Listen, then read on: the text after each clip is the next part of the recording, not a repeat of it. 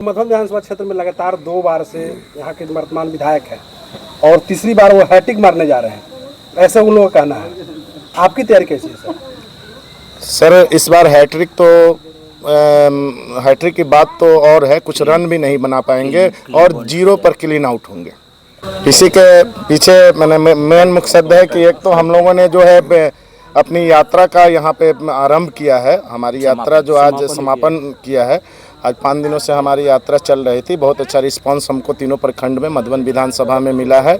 और दूसरी चीज़ें हैं कि सरकार के भ्रष्ट अफसरों का कई जगह जो पोल खोला गया है, ये चीज़ें जो हैं ये मंगल पांडे जी से लेकर शांभवी चौधरी से लेकर अशोक चौधरी से लेकर आपको दिलीप जायसवाल जी का आज हमारे प्रणेता जी ने पोल खोला है। और इनकी जो सारी चीज़ें उपलब्धियां जो गिनाई गई हैं, अभी तक ये लोग जो कंबल ओढ़ के घी पी रहे थे, ये सारी उजागर की गई है। ये मेन मकसद है। सर कई दिनों से आप विधानसभा मधुबन विधानसभा क्षेत्र में आपकी बदलाव यात्रा चल रहा है जी, लोगों से क्या रिस्पॉन्स मिल रहा है सर? बहुत सुंदर रिस्पांस मिल रहा है। लोगों में काफ़ी जागरूकता आ रही है, कारण कि हर व्यक्ति को, हर परिवार को प्लान का दल्स है। हर परिवार को मैंने शिक्षा नहीं मिल पा रहा है, रोज़गार नहीं मिल पा रहा है। केवल जो है अभी की पूर्व की सरकारें केवल जो है गिनती कराती है कि हमने रोड दे दिया, हमने बिजली दे दिया, हमने पानी दे दिया और विकास की गंगा बहा दी है। आप रोड पे जाएंगे तो सचमुच में विकास की गंगा बह रही है। हर जगह रोड पे गड्ढे पे जो है गंगा जी की पानी मैंने फुल रूप से भरा पड़ा हुआ है। ये मेन चीज़ है। लोगों से क्या अपील कर रहे हैं आप लोग? मैं लोगों से ये अपील कर रहा हूँ कि सभी लोग जो है जात के नाम पे या धर्म के नाम पे जो भी राजनीति करते हैं, वो एक बार अपने बच्चों के भविष्य के लिए, अपने परिवार के लिए, अपने लिए एक बार जन सुराज को वोट दे और बिहार में बदलाव लाएं। यही मैं अपील कर रहा हूँ। बिहार बदलाव सभा का समापन है, इसके बाद आप लोग का रणनीति क्या रहेगा? अगर हम लोगों का रणनीति तो हमेशा है लोगों के बीच में ही जाना। फिर हम लोग अपने स्तर से, ये एक था कि हम लोग सामूहिक रूप से सारा पदाधिकारी लोग मिलकर एक जत्थे के साथ हम लोग जो है लोगों के पास जा रहे थे। अब जो है हम लोग कल से पूरे स्वतः जो है फिर अब लोगों के पास जाएंगे, मोहल्ले में जाएंगे और जन सुराज की जो विचार को है एक लोग तक पहुंचाने का काम करेंगे। जिस विधानसभा से आप अपनी उम्मीदवारी पेश किए हुए हैं, उस विधानसभा के बारे में देखा जाए तो एक परिवार का बहुत गहरा इतिहास रहा है। तो अपने आप को और अपने पार्टी को किस रूप में देखते हैं? चुनौती कहाँ तक है आपको? बिल्कुल चुनौती है, लेकिन उन चुनौती को परिपूर्ण रूप से हमने स्वीकार किया है और लगातार मेहनत से। शुरू में तो लोगों ने कई प्रकार की मतलब भ्रांतियाँ फैलाई थी, लेकिन मुझे लग रहा है कि बहुत ही आसान लड़ाई है। कहीं से बहुत माने मुश्किल लड़ाई नहीं है, एक आसान सी लड़ाई है। लोग जो हैं उनसे उब चुके हैं और हर जगह उनको, हर समाज में, हर वर्ग में, हर जाति में तिरस्कार किया जा रहा है। सर मधुबन विधानसभा क्षेत्र में लगातार 2 बार से यहाँ के वर्तमान विधायक हैं और तीसरी बार वो हैट्रिक मारने जा रहे हैं, ऐसा उन लोगों का कहना है। आपकी तैयारी कैसी है सर? सर इस बार हैट्रिक तो हैट्रिक की बात तो और है, कुछ रन भी नहीं बना पाएंगे और 0 पर क्लीन आउट होंगे। ये आप लोग की रणनीति है सर? बिल्कुल हम लोगों की रणनीति। अच्छा, आपका क्या मुद्दा है सर पब्लिक के बीच जाने का? पब्लिक के बीच जाने का मुद्दा है, उनका प्लान का मुद्दा है, उनको में शिक्षा का मुद्दा है, महिलाओं को एक सम्मान देने का मुद्दा है और बुजुर्गों को जो है मैं एक वृद्धा पेंशन अच्छे रूप में मिले, ये मुद्दा है। आज तक जो है कि आप देख रहे होंगे कि यहाँ महिलाओं को कोई रोज़गार नहीं है बिहार में। अदर प्रदेश में आप जाएंगे तो वहाँ महिलाएं कोई न कोई काम करके रोज़गार प्राप्त करती है, लेकिन क्या बिहार की महिलाओं के पास एक रोपनी और सोहनी के अलावा दूसरा कोई काम नहीं है? अगर वो रोपनी सोहनी करना चाहती हैं तो 100 रुपये उनको बनिहारी मिलता है। आप इन चीज़ों को, यहाँ के महिलाओं को उपेक्षित किया गया है, यहाँ के युवाओं को उपेक्षित किया गया है, केवल दिल्ली और पंजाब भेजने का काम किया गया है। बाकी आप लोगों के सामने है। सर जहाँ से आप चुनाव लड़ रहे हैं, उनकी परिवार की जो बताने वर्तमान विधायक को देखा जाए तो उनकी इतिहास रहा है और 2 बार से चुनाव लड़ रहे हैं। और जाति पर जाया जाए तो वो भी आपके ही जात से हैं और आपके लिए नहीं लग रहा है कि आपके लिए चुनौतीपूर्ण होगा?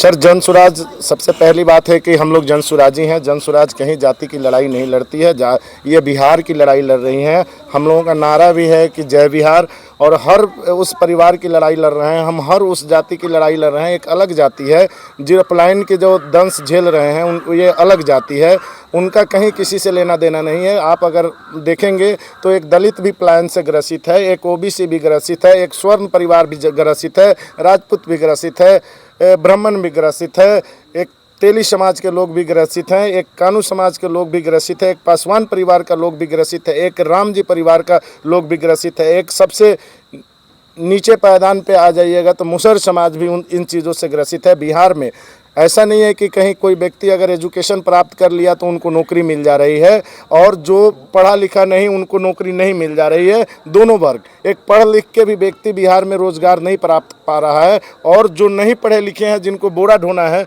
उनको भी बिहार में काम नहीं मिल पा रहा है। तो ये कहीं ना कहीं जो है हर तरीके से जो है हर वर्ग को पलायन का दंश है, और हर परिवार को ये दंश है। जन सुराज की तरफ से जो परिवार के लाभ कार्ड बांटा जा रहा है उसको लेकर बराबर आरोप लग रहे हैं कि जिस चीज़ का विरोध करते थे प्रशांत किशोर, आज वही चीज़ करने जा रहे हैं। सर प्रशांत किशोर या जन सुराज जो है ना रेवड़ी नहीं बांट रही है। स्पष्ट है कि कार्ड में लिखा हुआ है हम रोजगार देंगे। अगर हम किसी व्यक्ति को बिहार में रोजगार देते हैं 12,000 रुपये का, तो एक बिहार सरकार का इनकम भी उससे जनरेट होता है। जो व्यक्ति खुद 12,000 रुपये कमा सकता है, आपकी सरकार को इनकम भी तो दे सकता है। दूसरी चीज़ है कि हम आज भी एजुकेशन पे 864 रुपया खर्च है, और उसके बावजूद भी एक बच्चे को सही एजुकेशन नहीं मिल पा रहा है। हमारी सरकार यही कह रही है कि हम एक परिवार को 1,000 रुपये देंगे।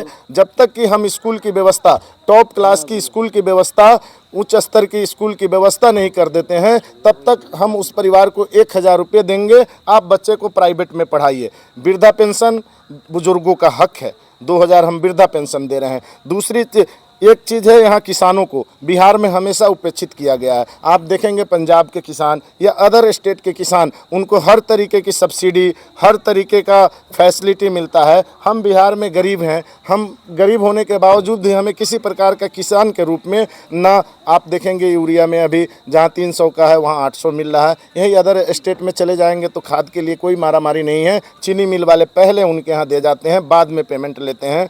उसके बाद आप जब यहाँ आएंगे तो मनरेगा से बहुत सारे पैसे बिना मतलब के पोखरा खनाई में और झूठ मूठ के नाली अथी में हो रहा है। हम इन्हीं चीज़ों को, हम व्यवस्था ही तो परिवर्तन कर रहे हैं। हम उन पैसे को जो व्यर्थ में कहीं जा रहा है, उन पैसे को एक सही जगह पे किसान को दे रहे हैं। और हमारे भारत, चूँकि बिहार भी और भारत भी कृषि प्रधान देश है, तो जब तक हम कृषि को सही मायने में नहीं लाएंगे, एक कृषि से बहुत अच्छा रोजगार भी मिल सकता है।